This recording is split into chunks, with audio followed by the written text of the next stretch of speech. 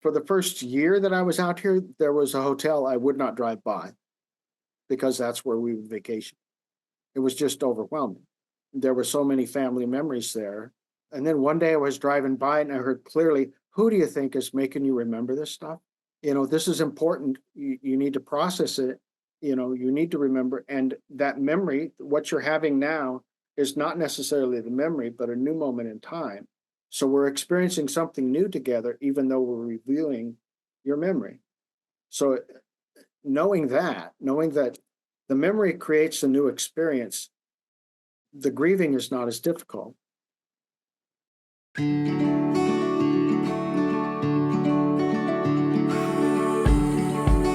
Welcome to Soul Explorers with your hosts, Gary Langley and Sally Taylor.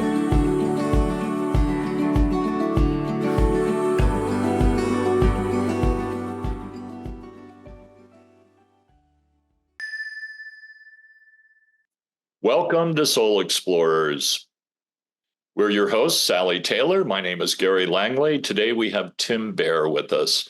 Tim has an amazing story, a beautiful life to share with us a little bit of today. He wrote a book, Ever Near, and it reached the top 100 in Amazon Kindle.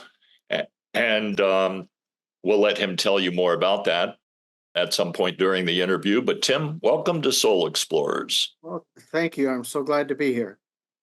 We're really pleased to have you here and to hear a little bit about your story. Could you tell us just a little bit about your story with your wife and how that led to the book that you've now written? We met in a church, married to different people. And through a lot of life challenges and sort, we found that the only way really to survive was to be together. That's a lot of this is about the whole third of the book, the first third of the book. At any rate, after we were married and went through a lot of challenges, I fell, fairly serious fall, and destroyed 3 levels of my lower back. Marilyn was running a family business. We were dealing with 2 separate child support issues. We dealt with bankruptcies. A lot of this was outside of our control. Through that, I really would not have survived without her. Even with all the challenges we had while I was in a wheelchair and things like that, we had a wonderful time. We spent a lot of time quietly just pinching ourselves that what we were experiencing, even though the trauma around us was real and sometimes life-threatening, we were having a beautiful life. The way the book got written was 2015, Marilyn became ill. She got gastric cancer, passed away 15 months later. And that's the process where I found that I could actually speak to her. What did that look like for you? Well, when we first came together, our spiritual journey began with listening to Conversations with God from Neil Donald Walsh, books on tape, as we commuted. And that really set the tone for where we wanted to go with our lives. And through an entire period of time, we let that kind of be our guiding light. When Marilyn became ill and passed away, I had this feeling I needed to go back to where our spiritual journey began. And I actually found the cassettes, the original cassettes, and they were so brittle, I was afraid to put them into anything. And besides, who has a cassette player these days, right? So I downloaded the book, put on my earbuds, and went outside to do some yard work in preparation for her memorial service. Our families were going to live at our home for a week. And I heard clearly behind me someone speaking. And I thought nothing of it. I thought it was just the neighbors. So I kept my earbuds going, kept listening to Neil. And 2 or 3 minutes later, I heard it again. And I recognized who it was. And it just kind of melted my body physically. I sat down, took my earbuds out, and clear as a bell, I heard Marilyn's voice say, "Where have you been? I've missed you." That gives kind me of began our chills. communication. Yeah. Oh, it felt wonderful. I anticipated it. We had talked about being able to be together after she passed. We had 15 months to work through it. We just didn't really figure out how. And so did you hear this as a voice that was very much outside of yourself? Like if Yeah, I were I talking did. to you now? Absolutely. It was an audible outside of over the tone in my earbuds Right. voice that I heard. I've heard that audible voice a few times since, but that was really significant. That was kind of coming in the door full bore. So, Tim, when you married Marilyn and left the church, they sort of excommunicated you, so to speak, correct? That's correct. Yeah. But Um, that's when your real spiritual journey began. that is when the world really opened up to us at that moment. We felt leaving that meeting where they actually decided that we should ought to not be in the church anymore. And it was quite a meeting. It was actually my golf buddies.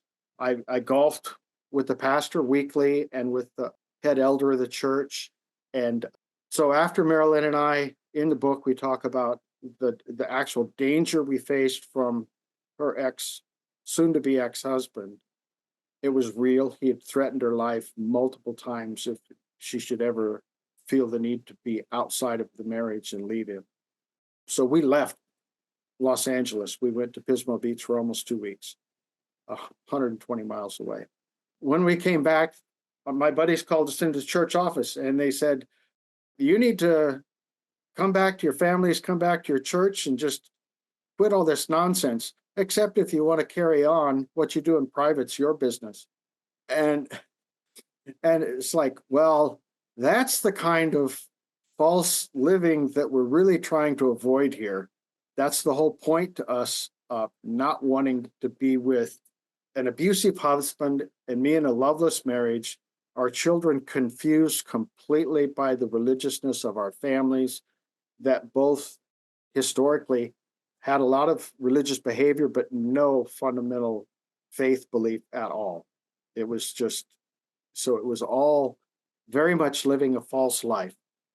And that was just not sustainable to us. We saw that as something that over generations it was becoming worse and worse and more profound. And we felt that that really needed a change and it had to be a very clean break. And the church elders helped us with that. Yeah, that's good. So And then your real spiritual journey together began. together began. I mean, we might even step back just 3 months where we actually met. What for her husband was a secret coffee. I had told my wife, I'm going to see Marilyn. In the book, I talk about how my daughter was molested by my adult cousin. And my wife at the time decided that that was not the thing I should know about. So when my 12-year-old daughter, got brave enough to talk about this occurrence that happened over and over and over for over 2 years, she was told not to tell me, that it was a secret, it would ruin the family. So when I finally did find out, that's really what imploded my marriage. At that time, Marilyn and I were really good friends. And she was the only one I trusted with really talking about that on a really deep personal level. And so I reached out to her and she had to secret away to come and meet me for coffee. And we were at that coffee for 6 hours Mm. talking about what it meant, how poorly we had been parents, how could we rescue our kids. And we just came to the realization that we had to do it together. There just wasn't any choice. So as we were trying to say goodbye on the sidewalk, we hugged. And for me, it was like a lightning bolt hit me. All of a sudden, at that moment, I was fully aware I had been with her before. I had this almost immediate vision of thousands of lifetimes. It was just overwhelming. So that would be actually when the journey began. And then the dominoes just seemed to fall at the right moments for the rest of our lives. So I don't know if you use the word soulmate, but did you feel like you were soulmates at that point? Yeah, we felt like I said, we had been together so many times before. For us, we had been so ingrained in a fundamentalist Christian belief system that we didn't have language for that. I'd never heard the term soulmate ever. So at that time, it was not something that we talked about. And even now, to me, that sounds almost too restrictive. Labels limit things. is the kind of the way I see it. So yes, in many senses, soulmate, sure. I've had people use the word twin flame, but that has so many different beliefs mixed in with it. It's like pick and choose which one you believe. And so Right. Here's another analogy you might use. sure, You resonate at the same level. absolutely. I've even had a medium say that we are so in tune to each other's resonating frequency that there is no difference between us, even now, with me Yeah. physical and her in the spirit realm, that we are basically one thing with two perspectives. And this probably helped facilitate your ability to communicate. Though I do want to say, and I want to say to the audience at large, everybody can do this. Without a doubt. It is not a few people that you put on a pedestal and say, oh, they have some magical ability. If you want to do the work, you want to get quiet inside, you can do this. You'd agree with that? I would. Oh, I absolutely agree. I'm just somebody that had a profound experience. I know a lot of people who effort and work and do all this thing, and it's almost exactly the opposite. It's letting go and allowing what's going to occur more than it is a discipline specific practice of every morning, meditating or going outdoors or anything like that. It's a matter of letting go. Yeah, allowing. Absolutely, good word. But you do have to get quiet inside. Absolutely. And for some people, that's driving a car, Yeah, or mowing a lawn or doing dishes. sure. For some people, it's meditation. And Sure. what I've learned is I am not a meditation practitioner. I practice at meditation. It kind of takes the pressure off, you know. Sure. Tuesday can be great, Wednesday can suck. Yeah, we are open and receptive whenever we're in that zone. And that's why driving a car, we're kind of in a zone. We're not really thinking about anything. We're just paying attention to the road. And communications do come that way. So let's fast forward a little. So you had the first communication. Did you talk to her at that point, or were you just It so? was kind of overwhelming, and I almost couldn't physically even stand up for about 20 minutes. But I knew it was her, and I knew we had made the connection, and I felt fairly confident that we could have any conversation from that point we chose. And later that evening, I felt really compelled to get back outside and go for a walk. And on that first walk, that very first day, we had our first full conversation where we would talk. We talked about what my life was going to be like, what it was now. She comforted me in the I mean, just a week after she passed, it doesn't matter what kind of relationship you had, you're going to feel loss and tremendous loss. Oh, sure. So there was a lot of comforting of me. I was still in a position where my physical pain was pretty bad. So just being on my own was a challenge physically. So we worked through a lot of things. And you said something to me that I found really interesting, and I've never heard anyone say before. You said your ability to hear and communicate with her increased if you were outside. Yeah, what it felt like was the electricity in the house kind of put a filter on, so just the current running through the walls. And, I would hesitate to say that that is true, but that is what it felt like. So outside, it was easier. It was actually more difficult if I walked under a street lamp. Ah, It's like the volume went, it's not, the communication didn't stop, but it's like the volume went down and it came back up on our walks. So I found some really good quiet nooks and crannies in the neighborhood where I could just sit in absolute darkness, absolute stillness. And that's where some of the most profound things that I had at that time would come from. so if somebody sees you crouching in the bushes in their neighborhood, Yeah, nothing to fear. It's just Tim talking to his wife. I mean, that's right. Yeah, not that doesn't sound crazy to most folk. yeah.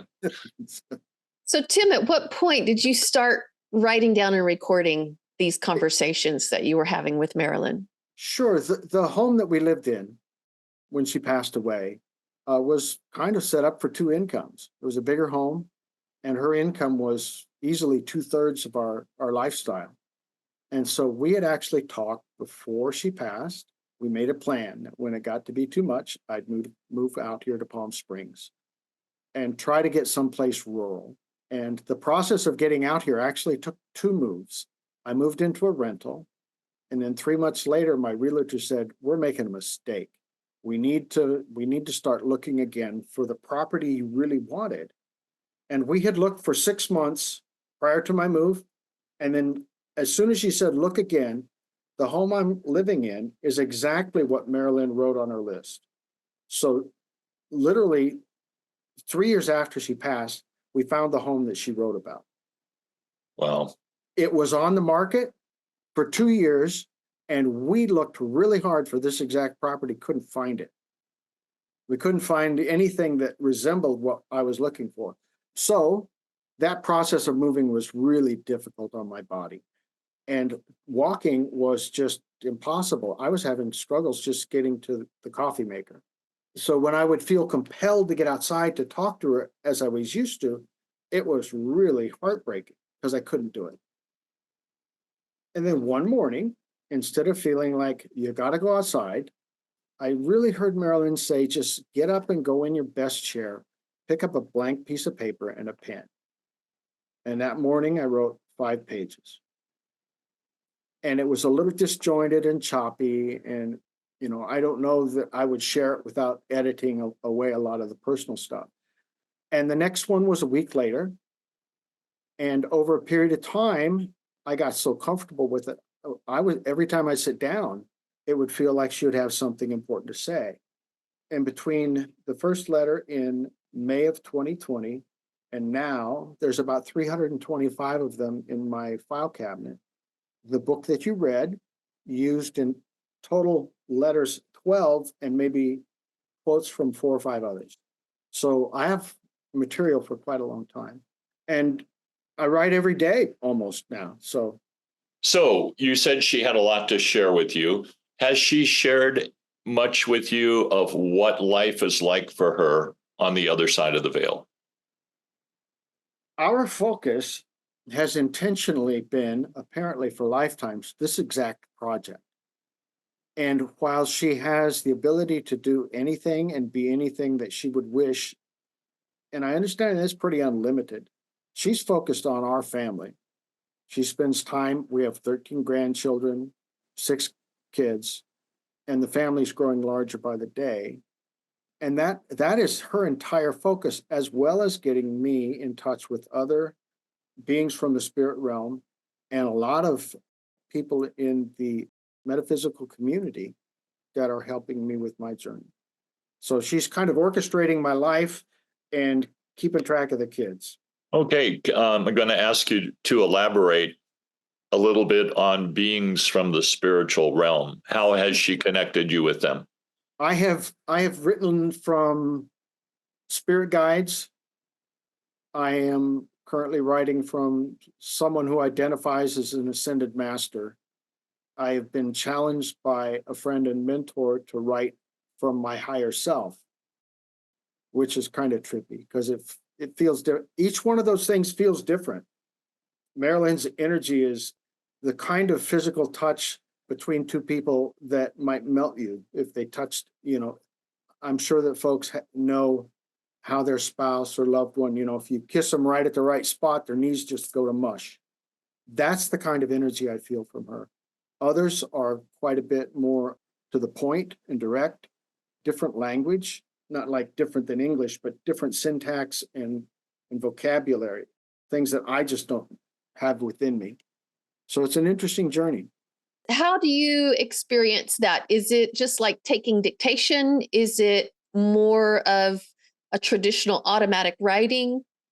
The best term I've heard is inspired writing. So it's more of a dictation, but in kind of in a really metered way. In other words, I start writing a sentence and I really don't know where it's going.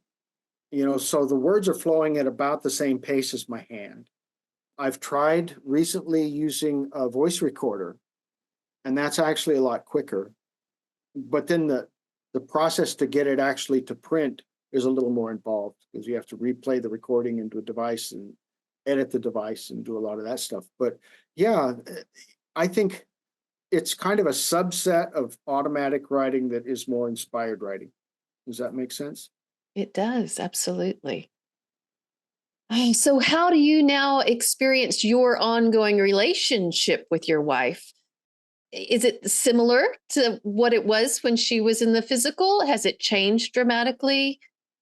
How do you experience It has that? changed in one primary way. She's with me 24/7. Before, being disabled, I would be at home and she would go to work. So there was just, 8 to 10 hours a day that I was not in touch with her. I could tell if she was having a difficult day. It just felt like would feel compelled to send an email or a photograph of some of our flowers or something, and it would always hit at the right moment. So we had this connection while we were physical, even if we were separate. Now it's 24/7. I can wake up in the middle of the night, not be able to go back to sleep, and she's right with me instead of still laying in bed. It's even to the point where we have conversations while I'm on my tractor or doing yard work. Watching football is almost the same, except the couch isn't bumping up and down from her nervousness. It is identical, except for the physical. And how did that change your experience of grieving her physical absence? There are moments that I'm still challenged. For the first year that I was out here, there was a hotel I would not drive by because that's where we would vacation. It was just overwhelming. There were so many family memories there. And then one day I was driving by and I heard clearly, who do you think is making you remember this stuff? This is important. You need to process it. You need to remember. And that memory, what you're having now, is not necessarily the memory, but a new moment in time. So we're experiencing something new together, even though we're revealing your memory. So knowing that the memory creates a new experience, the grieving is not as difficult. Plus, just even coming to the realization that life continues, that's a huge shift in anyone's life. I mean, I think there's a big effort on the other side to get people to know that. Not a belief in it, but to know it. And because once you know it, it's the end of fear. Yes. And you begin to live, all the rules and, treating people kindly and all of that happens naturally once you realize you're eternal. It does. And from that first moment on the sidewalk, though we didn't have the language to describe it, we knew that. And it created, while we had a lot of fear for our physical bodies and fear for our children, because the threat wasn't just to her, it was for her daughters as well. Those fears were real. But in the greater sense, we had basically no fear of death. We weren't worried about that. We were worried what would occur if we died, what Yeah. would happen to our kids, but we weren't worried about the thing itself. Yeah. Well, no, the fear I'm talking about is psychological fear. Right. And that part just disappeared. Yeah. That was gone from our experience. And we even talked about it at the time, way back in 95, 96, 97, that just created a superpower because nothing was going to come between us. Nothing could really harm us in an etheric, eternal sense. Where we were headed was set in stone. And how we got there, while there were consequences to decisions and actions, it didn't make any difference. And it just took all the pressure off. In my young life, the pressure was being a good person or showing yourself to be good enough to go to church, as opposed to the other way around, which always made my brain hurt. But that was the thing that got us through everything. All the trauma with her ex and the things he put her and our family through, our blended family, and all of those things really were just challenges at that point. And we didn't worry, other than the condition of our children and their psychological and physical well-being. We didn't care about any of the rest of it. Yeah. Yeah. It does change you, this knowledge, and hopefully everyone gets to experience it in some way or form, because that's the tipping point. When you experience it for yourself. I mean, you can listen to videos like this one And it sort of builds a foundation, but you need to have some sort of an experience yourself. I would hope that folk don't need to have to go through what I went through to Oh, get yeah. to that point, because it was, we had some real challenges. There's just no way about it. Clear up through my injury and her illness and 15 months. During those 15 months, we were in the hospital, almost 6 of that, so there was a lot going on. But it's like that understanding that the physical life was more of the dream. It just let us rise above all that and just kind of float across all those things. And as she got sick and we were sitting still, there was a lot more discussions specifically about what it would be. Mm-hmm. Well, and if as a couple you were reading or listening to material like Conversations with God, you at least had a good idea, or at least a belief at the time, that there was more.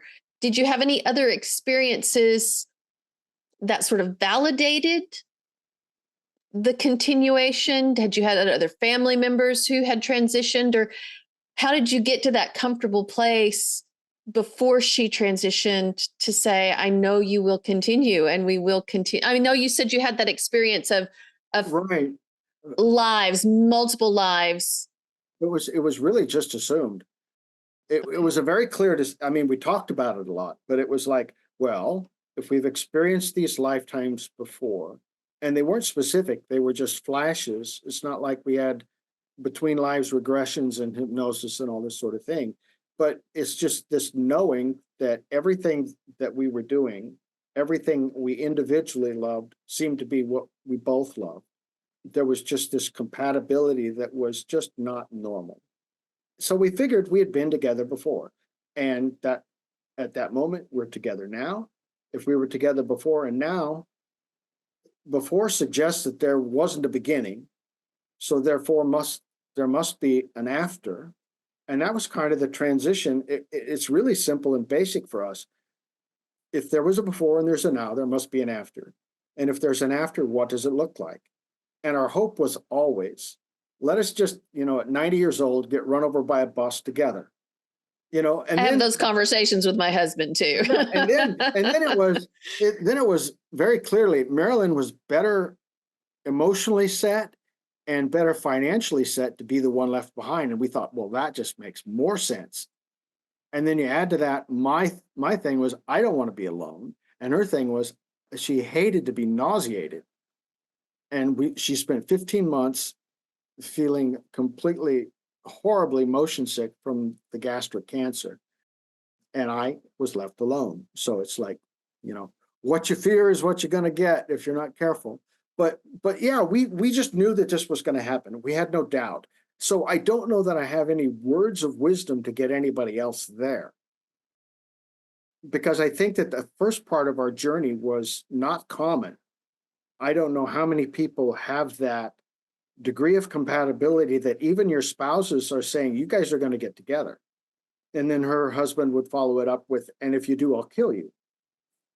With a wink and a sip of his soda. But that wink only came out when he was saying something he really meant. It sounded like everybody knew for a long time except for you. That's right. I was completely in the dark. I was aware of it when we first made eye contact at the first moment, and I hid from it. That scared me to death. And it took 4 years and my life to completely implode for me to absolutely have to be there. But life seemed to set up things so that you would cross paths at the time that you did. Absolutely. If I could draw a map and with chronological points of our lives, we were actually skipping across the United States following each other.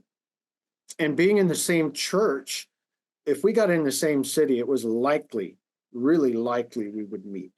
And that the first time that happened was in about 1990. It just reminds me so much. A recent guest of ours said something that just struck me so profoundly.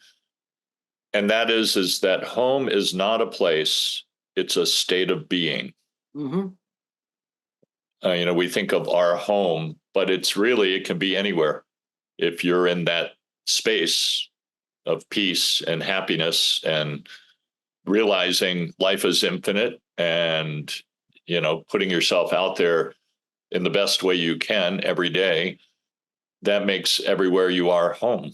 It does. And like I said, it took a bunch of bad stuff to happen to me, losing my job, finding out my daughter was molested, several things, just one right after the other occurred.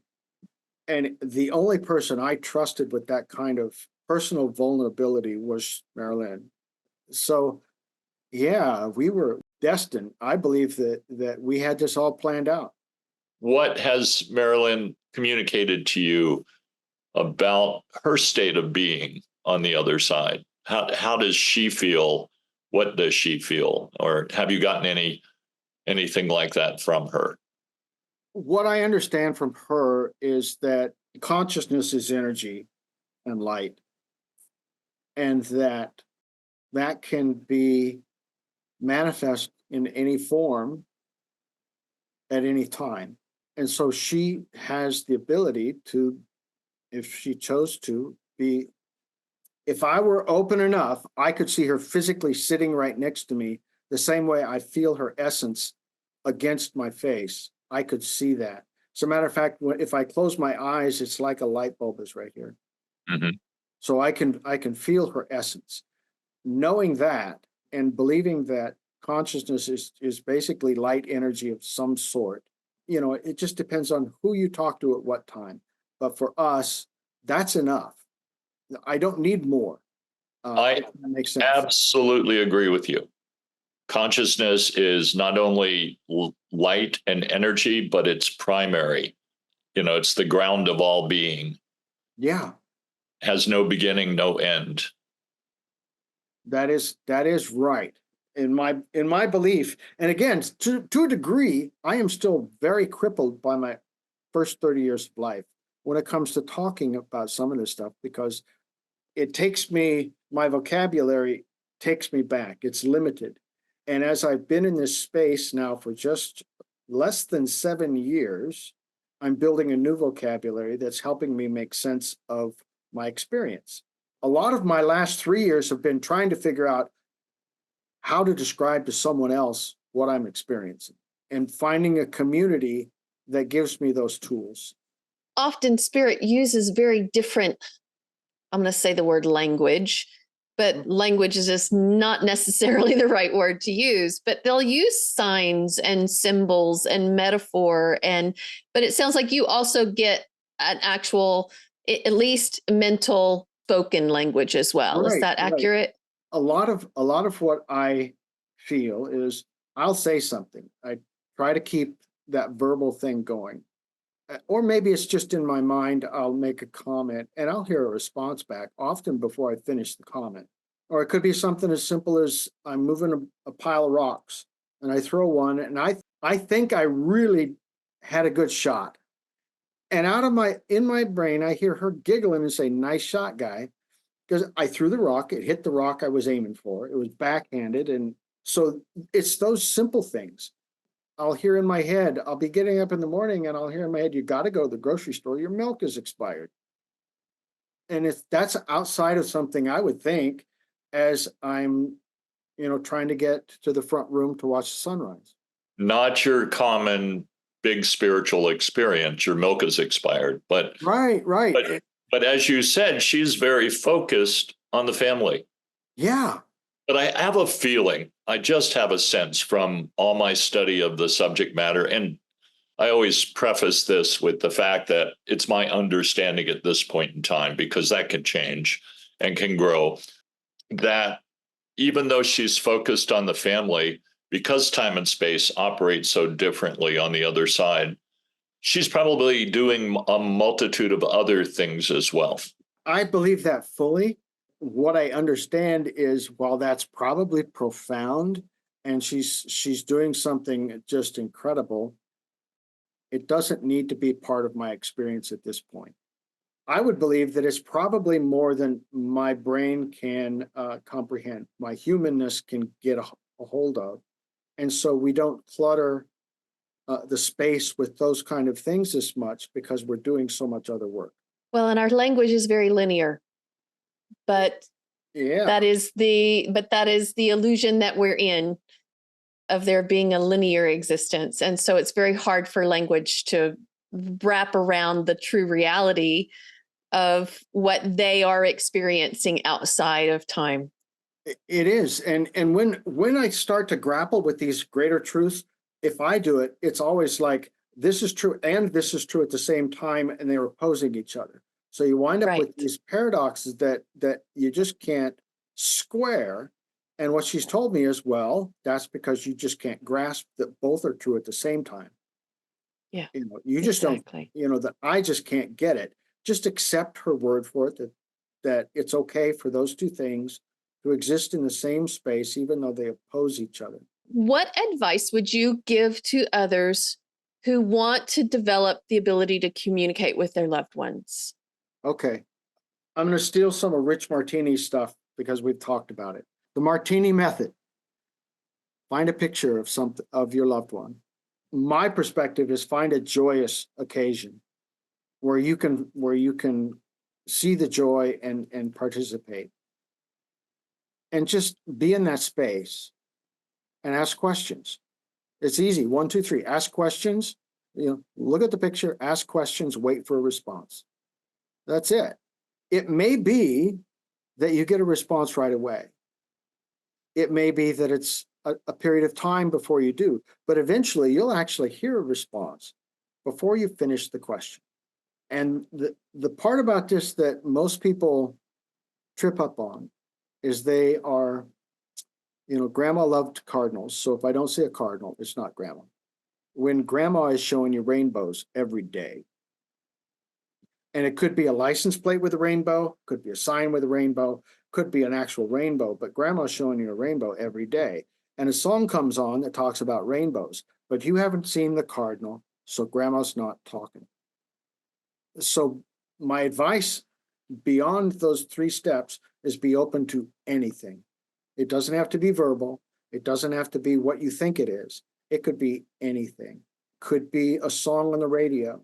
And if you hear that song and it brings that person to you, you're in a new moment with that person. It's not a memory anymore.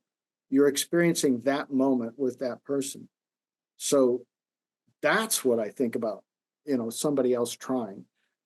It's important to say that somebody who's really, really experiencing deep grief, it's incredibly hard to be open. Yeah. And in those moments that I feel alone. I really do. And it's really weird because I feel it, but I know it's not real. But I feel it anyway. You've built a wall around yourself at that point. Right. So it really does restrict not their communication, but your ability to hear, your ability to know. Right. Yes. And I find that a thing that trips a lot of people up is they'll see something, they'll think of their loved one, and they'll go, oh, I wonder if that was a sign. Right. And then they talk themselves out of it. Right. Absolutely. And instead of giving them the benefit of the doubt so that they'll send more signs. Right. Back to that milk expiring comment. You know how many times I've ignored it? So yeah, it's for real. It is absolutely true. Don't talk yourself out of something so simple as a song on the radio, or a bird that's out of place, or your pet coming up at a unique moment. Sure.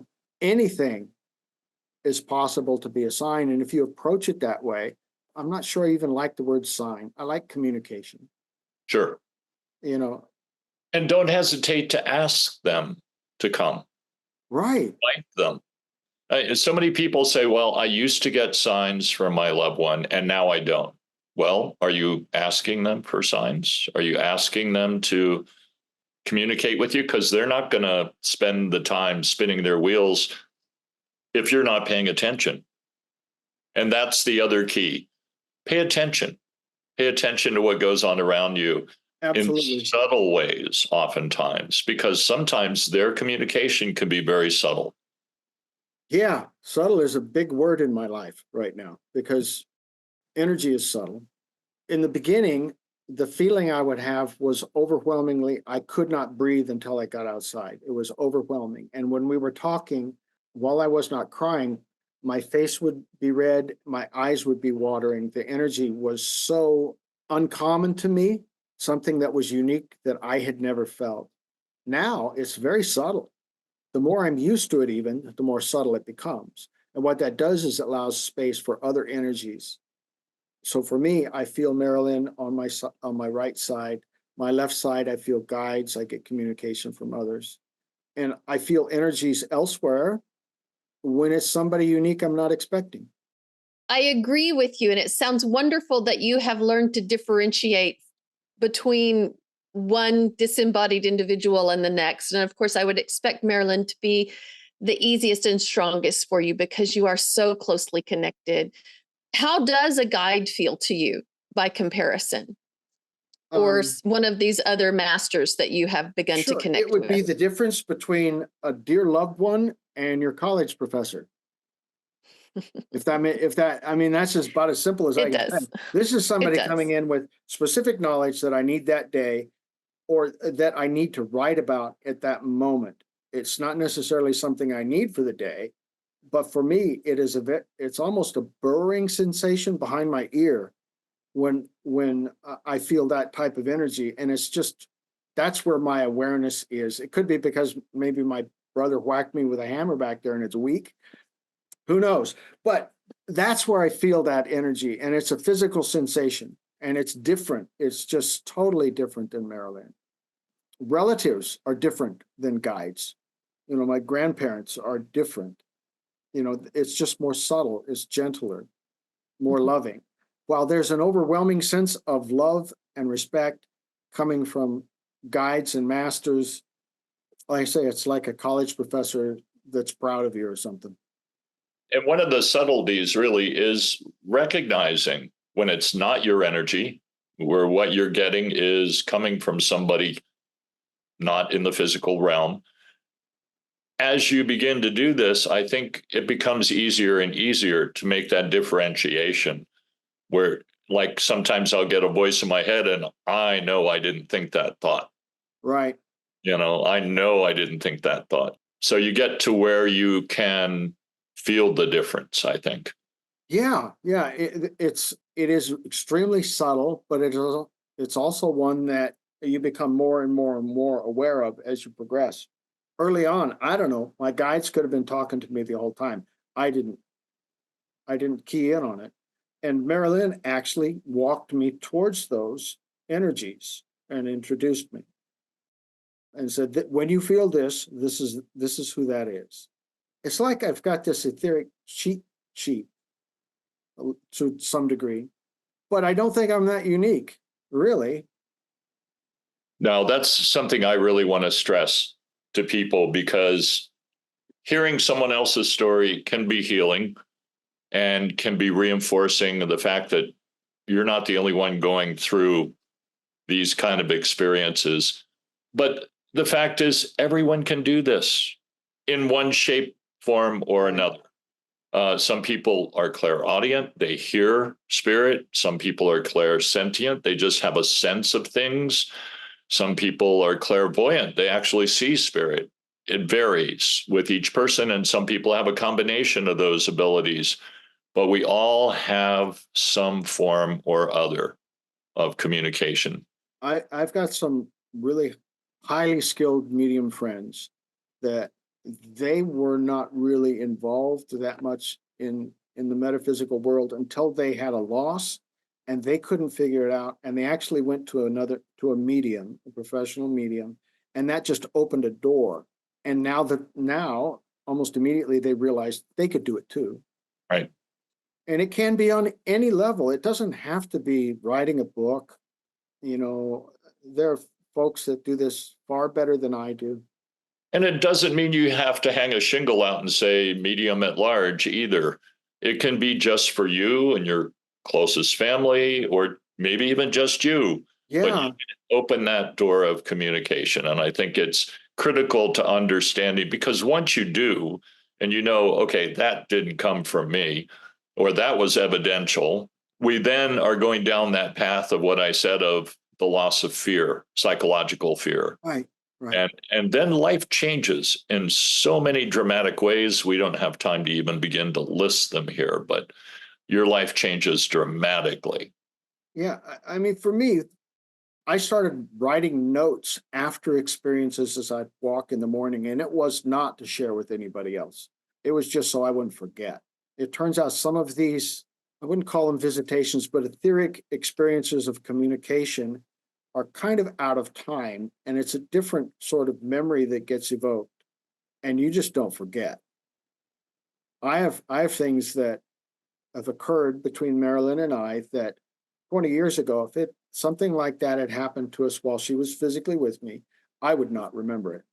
It would just be, but it is so profound that it keys something different. So I've got a notebook of all those experiences for the first 2.5 years. And some of those will sneak into some sort of public writing. Good, good. We look forward to more communication from Marilyn and yourself. And Tim, really want to thank you for coming to Soul Explorers. And is there a last thought you'd like to leave with the viewers? Sure. I think it's what we were just talking about, that this is not something that's limited to the fortunate folk, that special people do this. I truly believe that being with your loved ones in some sort of communicative way is available to anyone and everyone. And it is more a matter of not judging yourself and putting pressure on yourself and being able to be open to whatever the experience is. I think that that's the biggest message I can, that grief is a terrible thing, but it's not the end. No.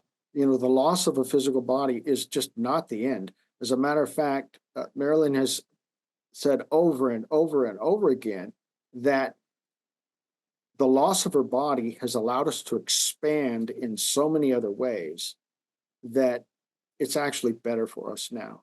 And I don't know that that way of thinking is for everybody, but sure, you can talk to a lost loved one. That evokes a thought in me that I've heard so many times come through communications from the other side. And that is, that's the real life. This is the dream. Absolutely. I believe that. I believe that completely. If you want your life to explode, embrace that. And add that to this thought that because that exists, death doesn't really exist.